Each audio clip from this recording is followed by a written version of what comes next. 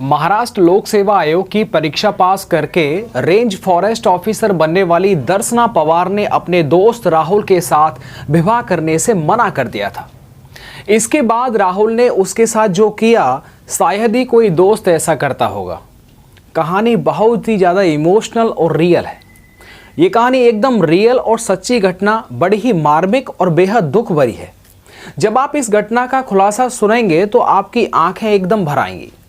जब मैं इस मर्डर केस की पूरी जानकारी चेक कर रहा था तो मेरी भी आंखें एकदम भर आईं। भला कोई बॉयफ्रेंड ऐसा करता है कि अपनी गर्लफ्रेंड के साथ में? जब आप इस स्टोरी को सुन लें और समझ लें तो आप कमेंट करके ज़रूर बताना कि राहुल गलत था या दर्शना पवार।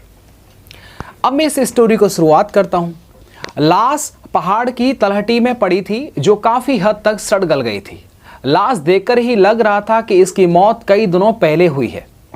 पुलिस ने जब बारीकी से लाश का निरीक्षण किया तो उसके शरीर और सिर पर चोट के निशान थे। इससे पुलिस को लगा कि शायद इसकी हत्या की गई है। पुलिस को लाश से थोड़ी दूर पर एक मोबाइल फोन, जूता और चश्मा भी पड़ा मिला। पुलिस ने अंदाजा लगाया कि यह सामान मरने वाली लड़की यानी दर्शना पवार का ही होगा। रेंज फॉरेस्ट ऑफिसर दर्शना की लाश तो मिल गई थी, पर उसके दोस्त राहुल का अभी भी कोई भी अता पता नहीं था। इसलिए अब पुलिस की जांच दो दिशाओं में बंट गई थी। एक ओर पुलिस राहुल की खोज कर रही थी और दूसरी ओर पुलिस अब यह पता लगाने की कोशिश कर रही थी कि दर्शना की मौत कैसे हुई। अगर यह दुर्घटना है तो दुर्घटना कैसे, अगर यह हत्या है तो किसने और क्यों इसकी हत्या की। राहुल का फोन भी स्विच ऑफ था, इसलिए इसके बारे में कुछ पता नहीं चल रहा था। दर्शना की पोस्टमार्टम रिपोर्ट आने पर साफ हो गया कि उसकी मौत दुर्घटना नहीं बल्कि उसकी हत्या की गई है, क्योंकि उसके शरीर पर चोट के जो निशान मिले थे वे दुर्घटना के नहीं थे बल्कि किसी नुकीले धारदार हथियार के थे। पुलिस को तो पहले ही हत्या की आशंका थी, लेकिन पोस्टमार्टम रिपोर्ट आने से साफ हो गया कि दर्शना की हत्या की गई थी। अगर दुर्घटना हुई होती तो राहुल उसके साथ होता, चोट उसे भी लगती, वो भी किसी अस्पताल में होता और दर्शना के घायल होने पर पहाड़ी से नीचे गिरने की सूचना भी जरूर देता, पर वो तो गायब था। इसलिए पुलिस को अब उस पर भी एकदम शक होने लगा। महाराष्ट्र के जिला अहमदनगर का एक कस्बा है, उसका नाम है कोपरगांव। दर्शना अपने मम्मी पापा के साथ यहीं रहती थी। दर्शना का एक मिडिल क्लास परिवार था और उसके पापा अहमदनगर की एक शुगर मिल में ड्राइवर काम करते थे और मां जो थी वो घर संभालती थी। दर्शना पढ़ने में एकदम ठीक ठाक थी, इसीलिए मम्मी पापा उसकी पढ़ाई पर विशेष ध्यान दे रहे थे। वे सोचते थे कि बिटिया पढ़ लिख करके कुछ बन जाएगी तो उसकी जिंदगी सुधर जाएगी। उन्होंने जिस तरह अभावों में अपना पूरा जीवन बिताया है, कम से कम वैसा जीवन उसे अपनी बेटी यानी बिटिया को नहीं जीना पड़ेगा। इसलिए वे तमाम परेशानियों को झेल करके उसे पढ़ा रहे थे। अहमदनगर से पढ़ाई पूरी करने के बाद दर्शना सिविल सेवा परीक्षा की तैयारी करना चाहती थी। अहमदनगर से यह संभव नहीं था, इसके लिए उसे पुणे जाना पड़ता था, क्योंकि सिविल सेवा परीक्षा की तैयारी कराने वाली सबसे अच्छी कोचिंग वहीं पर मिलती है। मम्मी पापा उसे पुणे भेजने में थोड़ा झिझक रहे थे, क्योंकि एक तो उसकी आर्थिक स्थिति बहुत अच्छी नहीं थी और दूसरे वह बेटी को अकेले और इतने बड़े शहर में भेजने से एकदम पीछे हट रहे थे। तब इसके लिए मदद की दर्शना के एक दोस्त, उसका नाम था राहुल ने, जिसने इनका मर्डर किया था। वैसे तो राहुल नासिक का रहने वाला था, लेकिन उसने बचपन से ही अहमदनगर में रह करके दर्शना के साथ में ही पढ़ाई की थी। बचपन से ही दोनों साथ पढ़े थे, इसलिए दोनों में अच्छी दोस्ती थी। राहुल दर्शना के घर भी रोजाना आता जाता रहता था, इसलिए जब दर्शना के घर वाले उसे पुणे भेजने में हिचके तो राहुल ने कहा कि चिंता की कोई बात नहीं है, मैं भी सिविल सेवा की तैयारी करने के लिए पुणे जा रहा हूं, इसलिए आप लोग दर्शना को लेकर के एकदम निश्चिंत हो जाइए। मेरे रहते दर्शना को वहां कोई परेशानी नहीं हो पाएगी। इसलिए दर्शना के मम्मी पापा उसे पुणे भेजने के लिए राजी हो गए। उन्होंने दर्शना से कहा, देखो बेटा, जैसे तैसे हम अपना काम चला लेंगे, पर तुम्हारे करियर में किसी तरह की अड़चन नहीं आने देंगे। इस तरह दर्शना अपने अरमान पूरे करने पुणे आ गई। महाराष्ट्र का पुणे शहर शिक्षा के मामले में बहुत आगे है। जिस तरह आपको पता है ना, दिल्ली में सिविल सेवा परीक्षाओं की तैयारी कराने के लिए तमाम कोचिंग सेंटर खुले हुए हैं, वैसे ही पुणे में भी इसी तरह के मतलब इसी वजह से लोग इसे स्टूडेंट का शहर भी बोलते हैं एक्चुअली में पुणे को, क्योंकि तमाम कोचिंग सेंटर होने की वजह से इस इलाके के ज्यादातर लड़के लड़कियां तैयारी के लिए यहीं पर आते हैं। दर्शना भी राहुल के साथ पुणे आकर के सिविल सेवा परीक्षा की तैयारी करने लगी। तैयारी में किसी तरह की कमी न रह जाए इसके लिए दर्शना जी जान से जुट गई। अपने मकसद में सफल होने के लिए उससे जितनी मेहनत हो सकती थी वह उतनी मेहनत करने लगी। अपना करियर बनाने के लिए उसने एक तरह से अपनी पूरी ताकत पढ़ाई में झोंक दी थी। आखिर इस मेहनत का परिणाम भी अच्छा आया और आना भी था। दर्शना की लगन और मेहनत का ही नतीजा था कि इस साल महाराष्ट्र पब्लिक सर्विस कमीशन यानी एमपीएससी का रिजल्ट आया तो दर्शना का टॉप 3 में मतलब तीसरा स्थान आया। इस तरह से उसका चयन रेंज फॉरेस्ट ऑफिसर के रूप में हो गया। दर्शना के पापा एक मामूली कर्मचारी थे, मतलब ड्राइवर थे शुगर मिल में। उनकी बेटी ने इतनी बड़ी कामयाबी हासिल की थी, अब लोग बेटी के नाम से उन्हें भी जानने लगे थे। उनकी खुशी की तो कोई सीमा ही नहीं थी। एक तरह से देखा जाए तो उन्होंने जो तपस्या की थी, बेटी की इस कामयाबी से उन्हें उसका फल मिल गया था। लोग बेटी की तारीफ तो कर ही रहे थे, साथ ही यह भी कह रहे थे कि आप भाग्यशाली हैं जो आपको ऐसी बेटी मिली। दर्शना नीचे स्तर से इस ऊंचाई पर पहुंची थी, यही वजह थी कि उसकी इस कामयाबी के लिए उसे जगह जगह सम्मानित किया जा रहा था, जिससे उसके साथ साथ घर वालों का भी मान बढ़ रहा था। इसी क्रम में दर्शना को सम्मानित करने के लिए सदाशिव पेट स्थित उस कोचिंग वालों ने उसको बुलाया, जिस कोचिंग में पढ़ करके दर्शना को यह कामयाबी मिली थी। कोचिंग द्वारा बुलाए जाने पर दर्शना 9 जून 2023 को एक बार फिर पुणे आई और इस बार वह अपनी एक सहेली के यहां पर रुकी थी, क्योंकि चयन होने के बाद उसने अपना कमरा राहुल के साथ जहां रहती थी वो छोड़ दिया था। 11 जून 2023 को कोचिंग सेंटर वालों ने दर्शना को सम्मानित किया और इसके बाद दर्शना पुणे में ही अपनी सहेली के यहां रुक करके दोस्तों से मिलती रही। प्रत्येकाच्या लाईफची काहीतरी स्टोरी आहे, बट ती स्टोरी ऐकण्यासाठी लोक तेव्हाच इतके उत्सुक असतात जेव्हा आपल्याकडे ती सक्सेस स्टोरी बनून येते। अगले दिन 12 जून 2023 को उसने अपनी सहेली से कहा कि आज मैं अपने दोस्त राहुल के साथ राजगढ़ और सिंहगढ़ का किला देखने जा रही हूं। उसने यह बात फोन करके अपने पेरेंट्स को भी बता दी थी। दर्शना को किला देखने जाने से किसी ने मना नहीं किया। दर्शना जिस राहुल के साथ जा रही थी वही राहुल है जिसके साथ वह अहमदनगर में पड़ी थी। पुणे में सिविल सेवा परीक्षा की तैयारी के लिए आई थी। उसके साथ कहीं जाने में घर वालों को भी कोई ऐतराज नहीं था, क्योंकि दोनों पुराने और घनिष्ठ मित्र थे। फिर अब दर्शना खुद ही इस तरह एकदम सक्षम और समझदार हो गई थी। वह खुद अपना अच्छा बुरा सोच सकती थी। दर्शना को तो नौकरी मिल गई थी, पर राहुल का अभी कुछ नहीं हुआ था।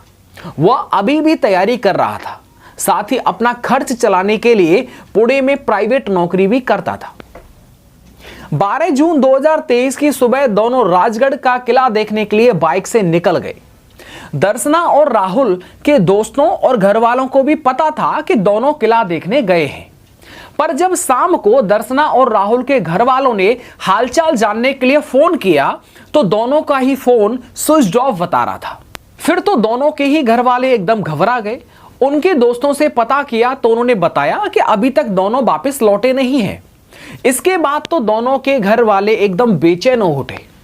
12 जून 2023 को दर्शना के घर वालों ने जहां थाना सिंहगढ़ में दर्शना की गुमशुदगी दर्ज करा दी, तो वहीं राहुल के घर वालों ने भी थाना मालवाड़ी में राहुल की गुमशुदगी दर्ज कराई।